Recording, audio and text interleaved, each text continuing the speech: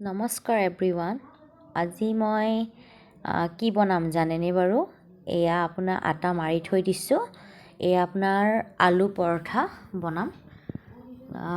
এয়া আলু আপোনাৰ একদম বইল কৰি পেলাই ধুনীয়াকৈ পিঁয়াজ আৰু জিৰা গুড়ি, ধনিয়া গুড়ি আৰু আপোনাৰ ধনিয়া চনিয়া দি পেলাই পিঁয়াজ চিয়াজ দি পেলাই ধুনীয়াকৈ মোহাৰি থৈ দিছোঁ আৰু সানি থৈ দিছোঁ। এইখিনি আপোনাৰ আলুখিনি ধুনীয়াকৈ দেখিছেনে মই কেনেকৈ বনাইছোঁ। ভিতৰতে এনেকৈ আলুৰ পৰা ভিতৰত সোমাই পেলাই ধুনীয়াকৈ এনেকৈ বেলি দিম আৰু লাহে লাহে বেলিব লাগিব, নহ'লে আকৌ আলুটো ওলোৱাৰ চান্স থাকে। একদম ধুনীয়াকৈ পৰঠা যেনেকৈ দোকানত যেনেকৈ পৰঠা বনায় সেনেকৈয়ে সেইটো টাইপতে মই বনাইছোঁ আৰু এনেকৈয়ে ঘি দি পেলাই একদম ধুনীয়াকৈ ৰিফাইন আৰু ঘি দিছোঁ দেই, খালী ঘি দিয়া নাই।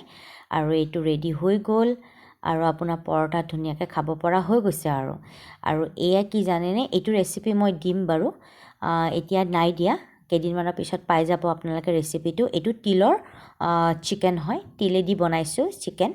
এয়া চিকেনৰ লগত পৰঠা, তাৰপিছত আপোনাৰ ডিম আৰু আলু পিটিকা, একদম ভোট জলকীয়া দিছোঁ দেই। আৰু এই ভোট জলকীয়া এয়া ৰাতি ডিনাৰ হয়। ভিডিঅ'টো কেনেকুৱা লাগিলে লাইক এটা দিব, যদি ইউটিউবত চাইছে ছাবস্ক্ৰাইব কৰিব। এতিয়া এৰিছোঁ, বাই বাই।